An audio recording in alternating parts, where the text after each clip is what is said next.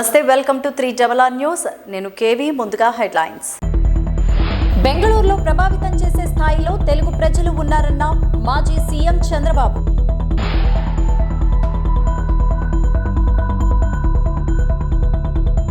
తమిళ సినీ పరిశ్రమలో విషాదం. ప్రముఖ కాలీవుడ్ హీరో డిఎండికే అధినేత విజయకాంత్ కన్నుమూత. గత సంవత్సరంతో పోలిస్తే ఈ సంవత్సరం నేరాల సంఖ్య తగ్గింది. డీజీపీ రాజేంద్రనాథ్ రెడ్డి వెల్లడి. బెంగళూరులో ప్రభావితం చేసే స్థాయిలో తెలుగు ప్రజలు ఉన్నారని టీడీపీ అధినేత నారా చంద్రబాబు నాయుడు అన్నారు. గురువారం బెంగళూరులో టీడీపీ ఫోరం మీటింగ్ ఆధ్వర్యంలో నిర్వహించిన బహిరంగ సభలో చంద్రబాబు పాల్గొన్నారు. వేలాది మంది తెలుగు ప్రజలు ఈ సమావేశానికి హాజరయ్యారు. ఈ సందర్భంగా టీడీపీ చీఫ్ మాట్లాడారు. తనకు కష్టం వచ్చినప్పుడు అంతా అండగా నిలబడ్డారన్నారు. రైతు బిడ్డ ఐటీలో ఎందుకు పని చేయకూడదని ఆలోచన చేశాన్ని 30 సంవత్సరాల క్రితం చేసిన ఆలోచనతో ఈరోజు ఎంతమంది ఐటీ ఉద్యోగులుగా స్థిరపడ్డారన్నారు. ఐటీని డెవలప్ చేయాలంటే ఆ రోజు ఎగతాళి చేశారని థింక్ గ్లోబల్, యాక్ట్ గ్లోబల్ అని చంద్రబాబు పిలుపునిచ్చారు. ఎక్కడ ఉన్నా గ్లోబల్ పనిచేసే అవకాశం ఉందన్నారు.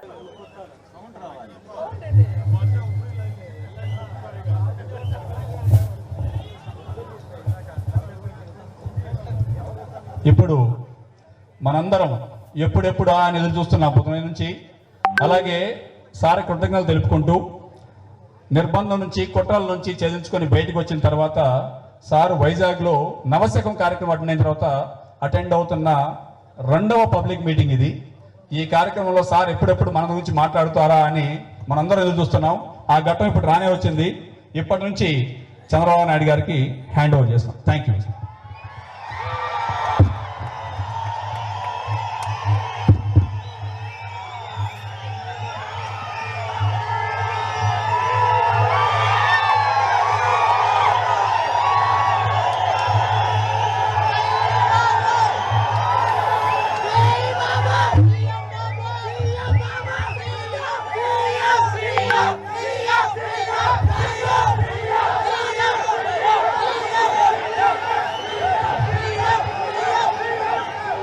అది బెటరా?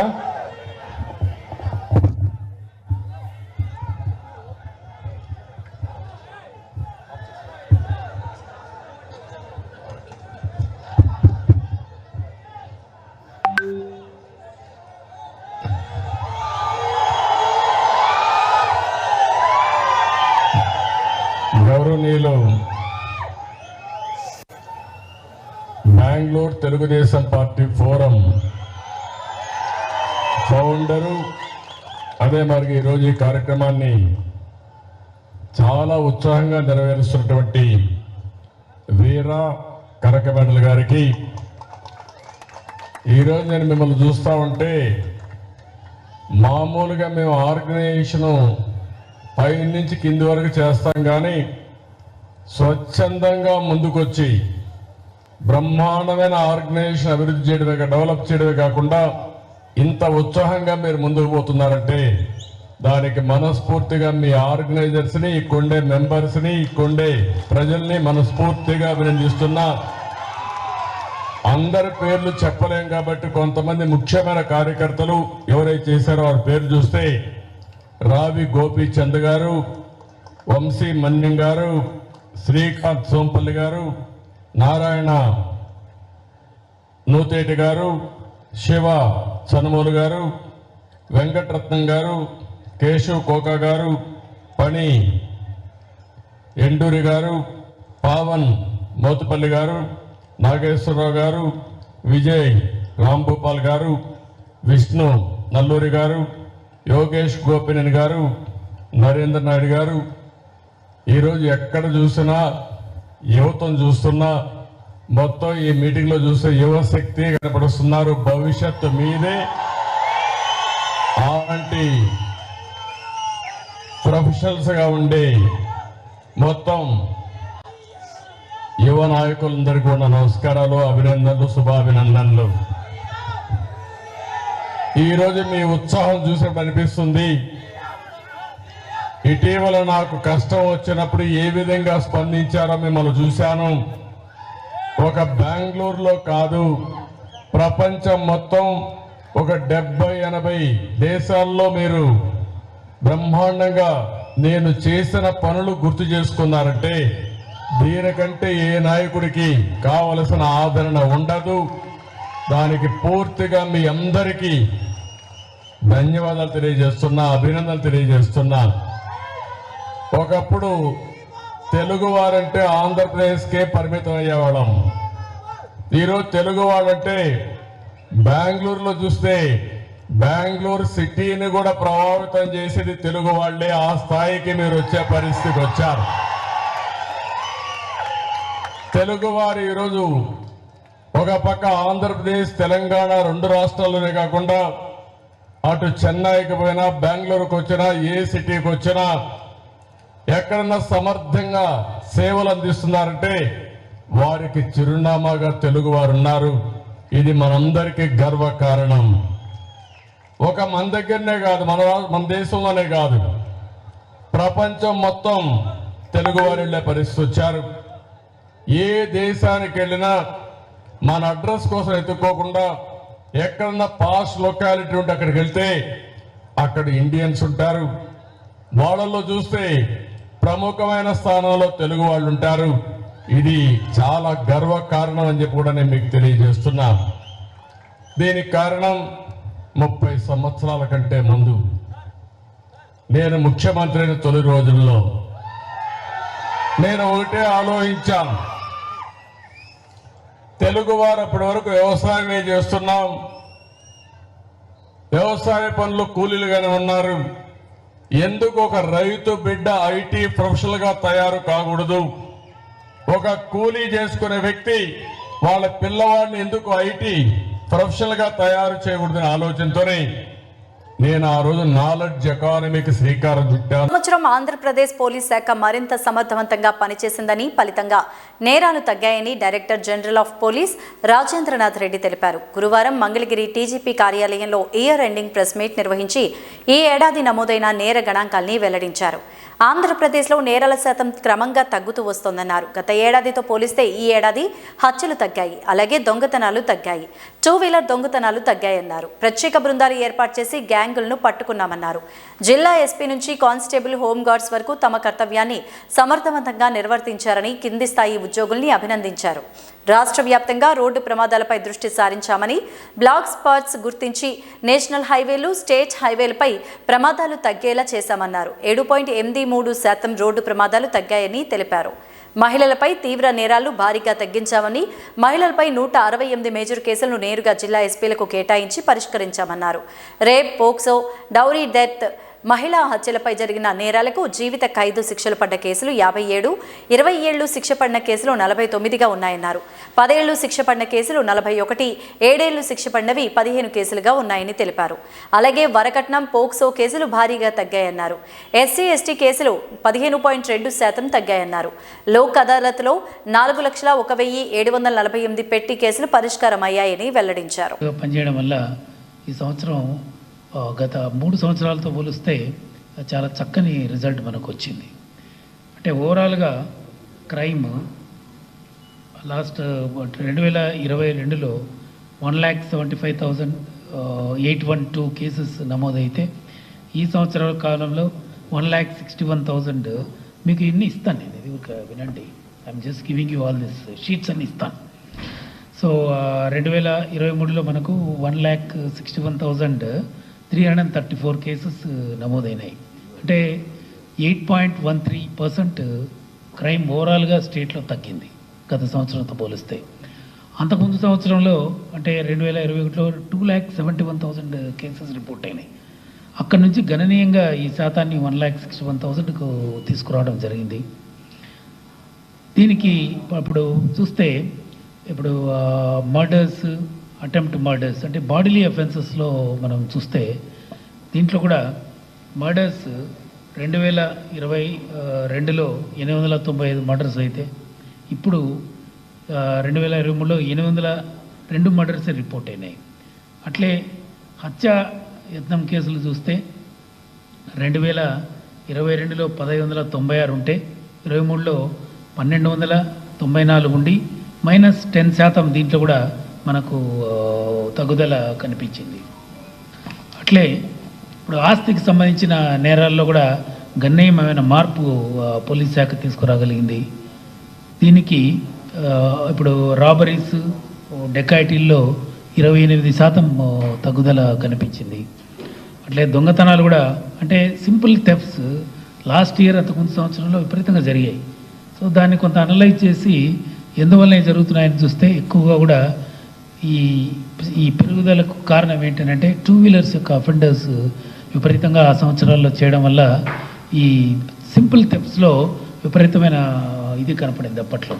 సో దానిపైన దృష్టి పెట్టి వీళ్ళందరినీ కూడా గ్యాంగ్స్ని అరెస్ట్ చేయడం ద్వారా వాటిపైన గట్టి గ్రిప్ తీసుకురావడం వల్ల నియర్లీ 37% మనకు ఈ సింపుల్ థెఫ్ట్స్లో ఈ ఎంత కూడా తగ్గించగలిగాం. సిమిలర్లీ డే బ్రేక్స్ ఒక 13.4%, నైట్ బ్రేక్స్ అవి కూడా ఒక 13%, 13.5% వరకు వాటిలో కూడా తగ్గాయి. అంటే 2021లో 797 కేసులు డే బ్రేక్స్ జరిగితే 2022లో మనకు 753 రిపోర్ట్ అయినాయి. అట్లే 2023లో అవి 653కే తగ్గాయి. అంటే గత 2 సంవత్సరాల నుంచి విపరీతమైన కృషి దీంట్లో జరుగుతుంది. అట్లే నైట్ బ్రేక్స్లో కూడా 2021లో 2914 కేసులు, 2022లో 3270 కేసులు రిపోర్ట్ అయితే ఈ సంవత్సరంలో మళ్ళీ దాన్ని తగ్గించి 2827 కేసులకు నమోదు జరిగింది. అంటే గత 2 సంవత్సరాలతో పోలిస్తే ఆల్మోస్ట్ 13.5% నైట్ బ్రేక్స్ కూడా తగ్గడం జరిగింది. అట్లే రోడ్డు ప్రమాదాల పైన ఒక మంచి ఎక్సైజ్ స్టేట్ వైడ్ అన్ని జిల్లాల్లో చేయించాం. ఎక్కడ మనకు బ్లాక్ స్పాట్స్ అంటే ఎక్కడ మనకు ఈ యాక్సిడెంట్ రిపోర్ట్ అవుతున్నాయి, నేషనల్ హైవే పైన ఎక్కడ రిపోర్ట్ అవుతున్నాయి, స్టేట్ హైవేస్ పైన ఎక్కడ రిపోర్ట్ అవుతున్నాయి, ఇవి కాక ఇతర రోడ్స్ కూడా ఉంటాయి, అంటే విలేజెస్కి పోయే రోడ్స్ ఉంటాయి, వాటిలో ఎక్కడ అవుతున్నాయి, అంటే ఎటువంటి కేటగిరీ ఆఫ్ అఫెన్సెస్లో ఇవి ఎక్కువ జరుగుతున్నాయి అనేది. తర్వాత టైమింగ్స్ కూడా తీసుకున్నాం. టైమింగ్ తీసుకుంటే ఎక్కువ శాతం వచ్చేసి మనకు 2 వీలర్ అఫెన్సెస్, 2 వీలర్ యొక్క దీనివల్ల ఎక్కువ రోడ్ యాక్సిడెంట్స్ జరగడం జరుగుతూ వచ్చింది. అట్లే దాని తర్వాత శాతం కొంత 4 వీలర్స్ వాటిపైన ఎక్కువ కనపడింది మనకు. అట్లే వీటిలో చూస్తే నేషనల్ హైవే పైన ఎక్కువ జరుగుతున్నాయని గమనించి వాటిని టైటన్ చేయడం వల్ల, ఎక్కువ మొబైల్ ఫోర్సెస్ చేయడం వల్ల నేషనల్ హైవే పైన ఈ సంవత్సరం గణనీయంగా రోడ్ యాక్సిడెంట్స్ తగ్గినాయి. ఇప్పుడు నేషనల్ హైవే, స్టేట్ హైవేస్ పైన రోడ్ యాక్సిడెంట్ తగ్గించిన తర్వాత విలేజెస్ పోయే రోడ్స్ పైన కూడా, ఎందుకంటే ఎక్కువ మంది ఏం చేస్తున్నారంటే వాళ్ళంతా వాళ్ళే కింద పడిపోవడం, ఇట్లా అంతా కూడా అంటే ఫాస్ట్గా పోవడం విలేజ్ రోడ్స్ మధ్య, అట్లా కూడా కొంత యాక్సిడెంట్స్ రిపోర్ట్ అయినాయి. అయితే వీటి యొక్క శాతాన్ని ఇవన్నీ అనలైజ్ చేయడం వల్ల మనకు రోడ్ యాక్సిడెంట్ నియర్లీ 7.83% తగ్గాయి. మొత్తం ఆంధ్రప్రదేశ్లో 7.83% రోడ్ యాక్సిడెంట్స్ తగ్గించగలిగాం. తర్వాత మహిళల పైన తీవ్ర నేరాలతో పాటు నార్మల్ నేరాలు కూడా ఈ సంవత్సర కాలంలో తగ్గిపోయాయి. తీవ్ర నేరాలు తగ్గడానికి పలు చర్యలు మనం తీసుకున్నాం. దిశ యొక్క అవుట్ రీచ్ ప్రోగ్రామ్స్ లైక్ దిశ, స్పందన, ఎక్కువ కంప్లైంట్స్ రావటం, వాటిపైన సాల్వింగ్ని దృష్టి పెట్టడం. తర్వాత కన్విక్షన్ బేస్డ్ విధానంలో పలు మెంబర్స్ని అందరినీ కన్విక్ట్ చేయడం వల్ల మనకు మంచి రిజల్ట్ వచ్చింది. అంటే 168 కేసుల్లో మనం వీళ్ళందరినీ కూడా అంటే ఇంపార్టెంట్ అఫెన్సెస్ తీసుకొని, murders, rape and murder, dowry deaths, ఇటువంటివి తీసుకొని గత 1.5 yearలో జరిగినటువంటి ఆల్మోస్ట్ అన్ని కేసుల్లోనూ కన్విక్షన్స్ తీసుకురావడం జరిగింది. 168 కేసులు జిల్లాల ఎస్పీలకు ఇచ్చి వారే డైరెక్ట్గా వాటిని మానిటర్ చేస్తూ వీటన్నిటినీ వాళ్ళు కంప్లీట్గా ప్రతి ఒక్క కేసును కన్విక్ట్ చేయగలిగారు. అదంతా కూడా మీకు ఇవ్వడం జరుగుతుంది. తర్వాత నార్మల్ నేరాల్లో కూడా అవుట్ రీచ్ ప్రోగ్రామ్స్లో వీటిని సాల్వ్ చేయడం వల్ల కొంచెం తగ్గుతూ వస్తున్నాయి. జనరల్ నేరాలు కూడా మహిళల పైన ఈ సంవత్సర కాలంలో ఈ వరకట్నాలకు సంబంధించిన కేసులు, పాక్సో కేసులు, ఇవన్నీ కూడా నియర్లీ గత 2 సంవత్సరాలతో పోలిస్తే మనకు 17% తగ్గడం జరిగింది. Okay, then SC ST cases కూడా ఈ సంవత్సరంలో 15.2% వరకు తగ్గుదల మనకు కనిపించింది. అయితే కొంత నేరస్తులపైన కఠిన చర్యలు తీసుకోవడం, అదేవిధంగా తమిళ సినీ పరిశ్రమలో విషాదం నెలకొంది. ప్రముఖ కోలీవుడ్ హీరో డిఎండికే అధినేత విజయకాంత్ 71 సంవత్సరాలు కన్నుమూశారు. గత కొన్నాళ్లుగా అనారోగ్య సమస్యలతో బాధపడుతున్న ఆయన గురువారం ఉదయం చెన్నైలోని మియాత్ హాస్పిటల్లో తుది శ్వాస విడిచారు. కొన్నేళ్ల క్రితం కిడ్నీ మార్పిడి శస్త్రచికిత్స చేయించుకున్న తర్వాత ఆయన పార్టీ కార్యక్రమాలకు దూరంగా ఉంటూ ఇంట్లోనే విశ్రాంతి తీసుకుంటున్నారు. గత అసెంబ్లీ ఎన్నికల్లోనూ ఆయన ప్రచారం చేయలేదు. విజయకాంత్ లేకపోవడంతో ఆయన సతీమణి ప్రేమలత పార్టీని ముందుకు నడిపిస్తున్నారు. కొద్ది రోజులుగా ఇంట్లో విశ్రాంతి తీసుకుంటున్న ఆయనకు దగ్గు, జ్వరం, జలుబు రావడంతో గత నెల 18న చెన్నై గిండి సమీపంలోని మణిపాక్లోని మియాట్ హాస్పిటల్లో చేరారు. ఈ నెల 12న ఆయన్ను డిశ్చార్జ్ చేశారు.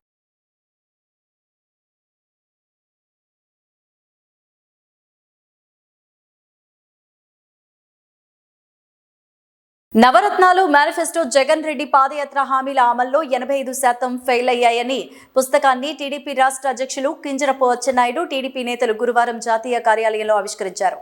ఈ సందర్భంగా అచ్చెన్నాయుడు మాట్లాడుతూ జగన్ రెడ్డి ఎంత మోసగాడో, ఎంత పచ్చి అబద్ధాలు కోరో ప్రజలకు తెలియజేయడానికే ఈ పుస్తకం తీసుకొచ్చామన్నారు. పాదయాత్ర ఎన్నికల సమయంలో వివిధ సందర్భాల్లో జగన్ ఇచ్చిన మొత్తం హామీలు 730 అని, అధికారంలోకి వచ్చిన తర్వాత నెరవేర్చింది కేవలం 109 మాత్రమేనని, 85% హామీలు విస్మరించి ప్రజల్ని వంచడమేనా జగన్ రెడ్డి నీతి, నిజాయితీ అంటూ ప్రశ్నించారు. మేనిఫెస్టోలో ఎన్ని ఇచ్చావు, ఎన్ని చేశావు? ఎంత తెలివైన వాడంటే 730 హామీలు ఇచ్చాడు. ఎలక్షన్లో నవరత్నాలని చెప్పి ఈ బిల్ ఇచ్చాడు. ఇది మడిచిపెట్టుకోండి ప్రజలారా. ఈ బిల్ల చూపించి ఇది నాకు ఒక బైబిలు, ఈ బిల్లను చూడండి, ఇందులో ఇవే హామీలు ఇచ్చానని చెప్పి ఈ బిల్లను చూపించి మడిచిపెట్టుకోండి ప్రజలారని మన చెవిట్లో పువ్వులు పెడుతున్నాడు. కాదని చెప్పు, నీకు ధైర్యం ఉంటే ఈ బుక్ అందుబాటులో పెడతాం, ఒకసారి చదువు. అచ్చెన్నాయుడు, నువ్వు బుక్లో పెట్టావు ఫలానా ఊర్లో ఈ హామీ నేను ఇచ్చానని, నేను ఇవ్వలేదు, ఎక్కడ నువ్వు నిరూపించగలవంటే ఇదిగో నీ సాక్షిలోనే వచ్చింది వాయిస్, ఈ వాయిస్ నీకే పంపిస్తాం. ఈ రకంగా మోసం చేసి, దగా చేసి, మాట్లాడితే పచ్చి అబద్ధాలు మాట్లాడి నేను 99.5% బాటా రేట్లాగా అమలు చేసామని చెప్తుంటే ప్రజలంత అమాయకులా? అర్థం చేసుకోరా? అయినా సరే ఒకసారి ప్రజలకి తెలియచేయాలనే ఉద్దేశంతో ఈ బుక్లెట్ రిలీజ్ చేశామని చెప్పి ఈ సందర్భంగా తెలియచేస్తూ, దాదాపు 40 ఏళ్లుగా రాజకీయాల్లో ఉన్న కుప్పంకు బాబు చేసింది శూన్యమంటూ 3 సార్లు సీఎంగా ఉండి కూడా సొంత నియోజకవర్గ ప్రజలకు కనీసం తాగునీరు ఇవ్వలేదని, 175 స్థానాల్లో పోటీ చేసేందుకు అభ్యర్థులు సైతం దొరకని స్థితిలో టీడీపీ ఉందన్నారు. పవన్ కళ్యాణ్తో జత కలిసినా కూడా ఇంకా కూడా అనౌన్స్ చేయలేని దౌర్భాగ్య స్థితిలో ఉంటూ రాష్ట్రం సంగతి దేవుడెరుగు, కనీసం నా కుప్పాన్నైనా నేను కాపాడుకోకపోతే రాబోయే 2024లో 175కి 175 అని జగన్మోహన్ రెడ్డి గారు ఘంటాపదంగా చెప్తున్నప్పుడు మనం ఓడిపోతే తలెత్తుకోలేమన్న భయంతో ఈరోజు కుప్పానికి వెళ్తున్నారు తప్ప మరొకటి కాదు. ఈరోజు కుప్పంలో దాదాపుగా 40 సంవత్సరాలు పైగా ఎమ్మెల్యేగా చేశారు, 3 సార్లు ముఖ్యమంత్రిగా చేసి కూడా ఆ కుప్పంలో ఏ కుటుంబానికి సంక్షేమం, అభివృద్ధి అందించారో ఒకసారి చెప్పాలి చంద్రబాబు నాయుడు. ఈరోజు జగన్మోహన్ రెడ్డి గారు ప్రతి కుటుంబానికి కూడా ఈ రాష్ట్రంలో ఉన్న పేద కుటుంబాలకి ఏమిస్తున్నామో సంక్షేమాన్ని, అక్కడ ప్రతి కుటుంబంలో ఎలిజిబిలిటీ ఉన్న అందరికీ కూడా పార్టీ చూడకుండా, కులం చూడకుండా జగన్మోహన్ రెడ్డి గారు వెల్ఫేర్ స్కీమ్స్ ఇస్తున్నారు. ఆ ప్రాంతంలో అభివృద్ధి చేస్తున్నారు. ఆర్డీఓ సర్కిల్ తీసుకొచ్చారు, మున్సిపాలిటీ చేశారు, ఇప్పుడు తాగే నీళ్లు కూడా తీసుకొస్తున్నారు. ఇది చాలా ఇంపార్టెంట్ ఇష్యూ. 3 సార్లు ముఖ్యమంత్రిగా ఉన్న చంద్రబాబు నాయుడు తనకి ఓట్లేసి ముఖ్యమంత్రి అయ్యేందుకు అవకాశం ఇచ్చిన ఆ కుప్పానికి తాగే నీళ్లు కూడా ఇవ్వని ఒక దౌర్భాగ్యమైన పొలిటిక్స్. విశాఖ రాష్ట్ర ముఖ్యమంత్రి జగన్మోహన్ రెడ్డిని కలిసి అనంతరం విశాఖకు చేరుకున్న దక్షిణ ఎమ్మెల్యే వాసుపల్లి గణేష్ కుమార్ కు ఘన స్వాగతం పలికిన కార్యకర్తలు, నాయకులు. ఎమ్మెల్యే వాసుపల్లి గణేష్ కామెంట్స్ చేశారు. తనకు మరోసారి అవకాశం కల్పించిన జగన్మోహన్ రెడ్డికి ధన్యవాదాలు తెలిపారు. ఈ రోజు ఇంతమంది కార్యకర్తలు శుభాకాంక్షలు చెప్పడానికి వచ్చిన ప్రతి ఒక్క కార్యకర్తకు ధన్యవాదాలు తెలిపారు. అత్యధిక మెజార్టీతో గెలిచి రావాలని సీఎం జగన్ ఆశీర్వదించారన్నారు.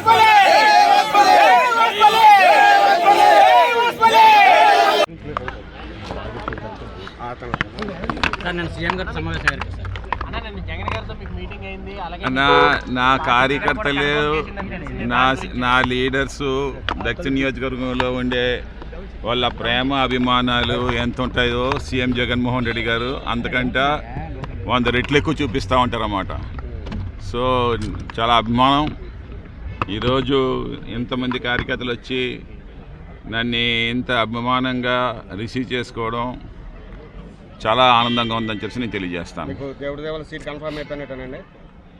అది ఎప్పుడో కన్ఫర్మ్ అయిపోయింది, ఇంకా ఇప్పుడేంటి నాకు అర్థం కావట్లేదు. ఎప్పుడో సీఎం జగన్మోహన్ రెడ్డి గారు తెలియజేశారు, వాసుపల్లి అన్న నువ్వు వెళ్ళి పనిచేసుకో, దక్షిణ నియోజకవర్గంలోని అత్యధిక మెజార్టీతో గెలుపొంది 175 నియోజకవర్గాల్లో మొదటి నియోజకవర్గంగా నీది ఉండాలి అని చెప్పిన మాటలు జగన్మోహన్ రెడ్డి గారివి.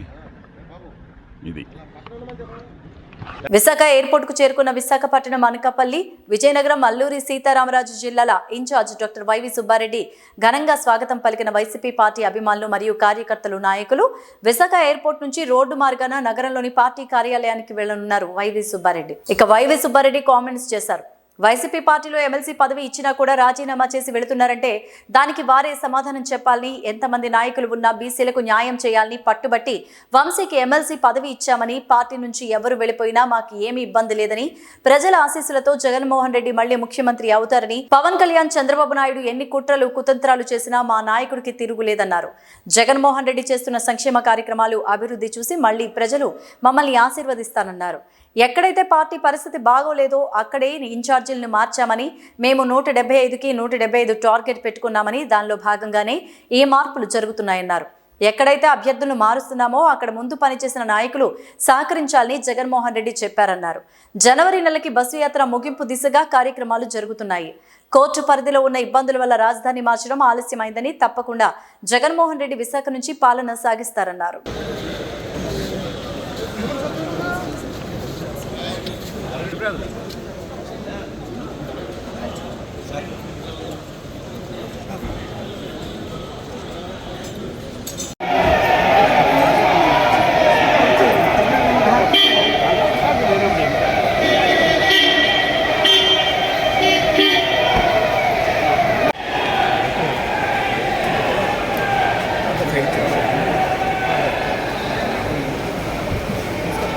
కాంగ్రెస్ పార్టీ జగన్మోహన్ రెడ్డి గారు దీంతో ఎమ్మెల్సీ ఇచ్చినా కూడా పార్టీకి రాజీనామా చేసి పోతున్నారంటే దానికి వాళ్ళే సమాధానం. పార్టీ ఎవరిని తక్కువ చేయదు. మరీ ముఖ్యంగా బీసీలకి పెద్దపేట వేసిన పార్టీ మా పార్టీ. ఎంతోమంది నాయకులు ఉన్నా బీసీగా వంశీకి న్యాయం చేయాలని పట్టుబట్టి ఎమ్మెల్సీ పదవి ఇచ్చారు మా ముఖ్యమంత్రి జగన్మోహన్. సరే, ఏ కారణాల వల్ల పోయారో, దేనికి పోయారో వాళ్ళే చెప్పాలి. ఎవరు పోయినా మా పార్టీకి ఇబ్బంది ఏం లేదు. తప్పకుండా రాబోయే రోజుల్లో ప్రజల ఆశీస్సులతో మళ్ళా జగన్మోహన్ రెడ్డి గారే ముఖ్యమంత్రి అవుతారు. ఈ పవన్ కళ్యాణ్ గారు, చంద్రబాబు నాయుడు గారు ఎన్ని మాటలు చెప్పినా, ఎన్ని ఇవి చేసినా కూడా కుట్రలు కుతంత్రాలు చేసి మా నాయకుడికి, మా ప్రభుత్వానికి తిరుగులేదు. గౌరవ ముఖ్యమంత్రి జగన్మోహన్ రెడ్డి గారు అమలు చేస్తున్న సంక్షేమ పథకాలు, అభివృద్ధి కార్యక్రమాలు రాబోయే రోజులు మాకు మళ్ళీ ప్రజలు ఆశీర్వదిస్తారు. ఈ 11 మంది ఇన్ఛార్జీలు, కొత్త ఇన్ఛార్జీలు పెట్టాను. 1వ తేదీ నుంచి పరిచయం చేయమన్నారు. మిగతా ఇన్ఛార్జీలు మార్చేసే ఉద్యోగం తప్పకుండా గెలుపు అవకాశాలను బట్టి ఎక్కడైతే పార్టీ పరిస్థితి బాగలేదో నియోజకవర్గాల్లో అక్కడ మాత్రమే ఆ అభ్యర్థులపై వ్యతిరేకత ఉంది కాబట్టి మార్చే పరిస్థితి వల్ల పార్టీ మళ్ళా బలం పుంజుకునే అవకాశం ఉంటుంది. కాబట్టి ఏదైతే 175 గెలవాలని టార్గెట్ పెట్టుకుంటున్నామో దాంట్లో భాగంగానే ఈ మార్పులు చేర్పులు జరుగుతున్నాయి. రాబోయే రోజుల్లో కూడా ఇంకా మార్పులు చేర్పులు ఇంకా కొన్ని జరుగుతాయి. తప్పకుండా ఎక్కడ మార్పులు చేర్పులు జరిగినా కూడా గౌరవ ముఖ్యమంత్రి గారిపై ఉన్న గౌరవంతో, అభిమానంతో ఎక్కడ అభ్యర్థులను మార్చినా కూడా వాళ్ళు పార్టీకి నియమాలకు కట్టుబడి ఉంటారు. అక్కడ ఎవరు అభ్యర్థిగా పెట్టినా కూడా కలిసి పనిచేసే కార్యక్రమం జరుగుతుంది. వాళ్ళ గెలుపు కూడా కృషి చేస్తారని చెప్పి నిన్న రీజనల్ కోఆర్డినేటర్లతో సీఎం గారు సమావేశం చేశారు కదా, ఏం దిశానిర్దేశం చేశారు? ఇదేనమ్మా ఎక్కడెక్కడ అభ్యర్థులు మారుస్తున్నామో అక్కడ కూడా అందరినీ సమన్వయపరిచి కొత్తగా పెట్టే అభ్యర్థుల విజయానికి కృషి చేసే విధంగా చర్యలు తీసుకోవాలని చెప్పారు. ఏ విధంగా అయితే బస్సు యాత్రల కార్యక్రమాలు జరుగుతున్నాయో అవి కూడా సక్రమంగా జరిగేటట్టు జనవరి ఎండింగ్ కల్లా బస్సు యాత్రలు ముగింపు దిశగా చర్యలు తీసుకున్నామనే కార్యక్రమం జరిగింది. దాంట్లో భాగంగానే ఈ నెలలో మనం 2 బస్సు యాత్రలు జరుపుకోవడం జరిగింది. చోడవరంలో, పాతపట్నంలో. రేపు ఎల్లుండి అరకులో నియోజకవర్గంలో బస్సు యాత్ర ఉంది. ఆ తర్వాత 30వ తారీఖు నర్సీపట్నం నియోజకవర్గంలో బస్సు యాత్ర ఉంది. అదేవిధంగా నెక్స్ట్ మంత్ కూడా సుమారుగా ఒక 7 నియోజకవర్గాల్లో జనవరి ఎండింగ్ లోపల బస్సు యాత్ర చేసి మన ఉత్తరాంధ్ర జిల్లాలో టోటల్ బస్సు యాత్రలు ముగించే కార్యక్రమం జనవరి ఎండింగ్ లోపల చేయాలని చెప్పి గౌరవ ముఖ్యమంత్రి గారు దశ నిర్దేశించారు. సార్ త్వరలోనే జగన్ విశాఖ పరిపాలన రాజధానిగా అంటే ఇక్కడి నుంచి పరిపాలన చేసే అవకాశం ఉంది. తప్పకుండా చేస్తారు నాయన. కోర్టుల వల్ల ఏ విధమైన కోర్టులు ఇదవుతున్నాయో అవి చూసుకొని మళ్ళీ న్యాయ నిపుణుల సలహాలు తీసుకొని తప్పకుండా రాబోయే రోజుల్లో అట్లీస్ట్ డిసెంబర్లోనే రావాలని అన్ని చర్యలు తీసుకోవాలని మేము భావించాం. కానీ కొన్ని కారణాల వల్ల రాలేకపోయాం. జనవరిలో తప్పకుండా ముఖ్యమంత్రి గారు ఇక్కడికి వస్తారు. ఇక్కడి నుంచి పాలన కొనసాగించే కార్యక్రమం జరుగుతుంది. అల్లూరు జిల్లా హుకుంపేట చేపల వేటకు వెళ్లి ప్రాణాలు కోల్పోయిన గిరిజన యువకుడు హుకుంపేటలో సాకలిగడ్డ వద్దకు చేపలు పట్టడానికి వెళ్లిన గిరిజనుడు ప్రమాదవశాత్తు గడ్డలో పడి మృత్యువాత పడ్డాడు. హుకుంపేట మండలం బారపల్లి గ్రామానికి చెందిన 4 గిరిజనులు చేపల వేటకు వెళ్లిన బోనంగి రవికుమార్ గడ్డలో చేపలు పడుతూ ఉండగా సాయంత్రం 4:30 సమయంలో ఊబిలో కూరుకుపోయి గల్లంతయ్యాడు. వారితోనే చేపల వేటకు వచ్చిన వంచిలి శంకర్, కిలో రామారావు, కిల్లో సంతోష్ గెడ్డలో గల్లంతైన రవికుమార్ బయటకు రాకపోయేసరికి స్థానిక పోలీసులకు సమాచారం ఇచ్చారు. పోలీసులు అప్రమత్తమయ్యి గల్లంతైన గిరిజనుని అగ్నిమాపక సిబ్బందికి సమాచారం అందించారు. అనంతరం గజ అగ్నిమాపక సిబ్బంది గజ ఈతగాళ్ల సాయంతో వెతకగా రాత్రి 7:30 సమయంలో మృతదేహం లభ్యమైంది. మృతుడికి భార్య, 2 కుమారులు. చిన్న కుమారుడు 3వ తరగతి, పెద్ద కుమారుడు 5వ తరగతి చదువుతున్నారు.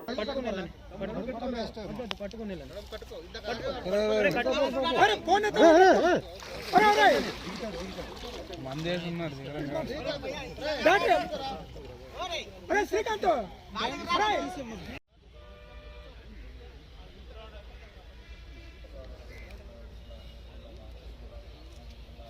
ఇలాంటి దగ్గర దిగడం మరీ ప్రమాదం.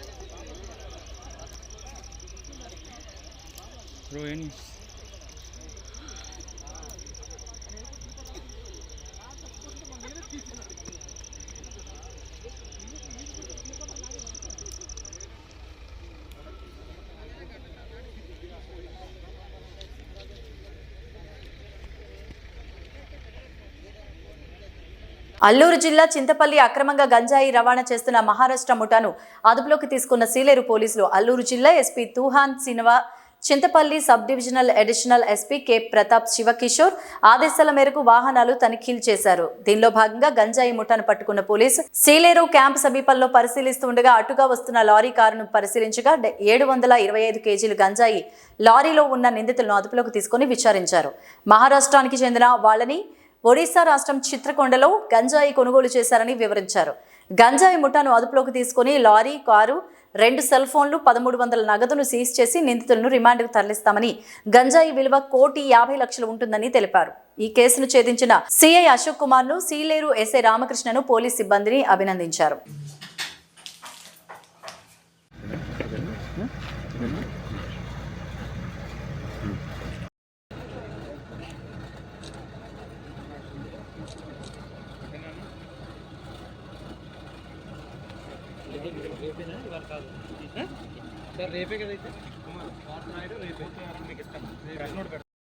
నమస్కారం అండి. నిన్న సాయంత్రం మన సీలేరు పోలీస్ స్టేషన్ పరిధిలో ఒక మంచి గంజాయి ముఠాని పట్టుకోవడం జరిగింది.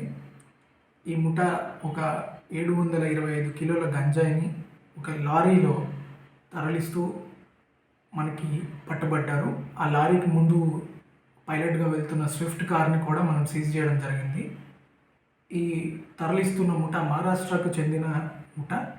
టోటల్ వీళ్ళు ఒక 4 వ్యక్తులు ఉన్నారు. దాంట్లో తరలిస్తున్న ట్రాన్స్పోర్టర్స్ ఎవరైతే ఉన్నారో సోనాల్ కిషన్ కాలే, సచిన్ లక్ష్మణ్ కాలే, వీళ్ళిద్దరినీ మనము స్పాట్లో అరెస్ట్ చేయడం జరిగింది.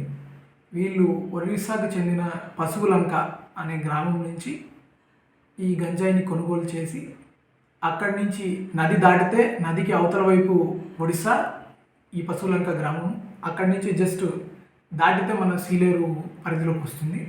ఆ సీలేరు నుంచి ఈ డొంకరాయి భద్రాచలం మీదుగా మహారాష్ట్రకి తీసుకెళ్ళడానికి వీళ్ళ ప్లాన్. అది మనము ఈ వెహికల్ చెకింగ్ ద్వారా తర్వాత కొంచెం ఇన్ఫర్మేషన్ ద్వారా ఎప్పుడైతే అక్కడి నుంచి మన సైడ్కి మూవ్ అవుతున్నారని తెలిసిందో ఇమీడియట్లీ మన సిఎస్ రెస్పాండ్ అయ్యి ఈ గంజాయి ముద్దాయిని పట్టుకోవడం జరిగింది. వీళ్ళతో పాటు తర్వాత మహారాష్ట్రలో అసలు కొనుగోలుదారులు ఎవరు, దాని తర్వాత ఇతనికి ఒడిస్సా గ్రామం చెందిన పశువులంకలు అమ్మిన వ్యక్తి ఎవరు అన్నది డీటెయిల్స్ మనం సేకరించడం జరిగింది. వాళ్ళ మీద కూడా వెంటనే ఒడిస్సా పోలీస్కి మహారాష్ట్ర పోలీస్కి ఇంటిమేషన్ ఇచ్చి వాళ్ళ కోఆపరేషన్తో వెంటనే పట్టుకోవడం జరుగుతుంది.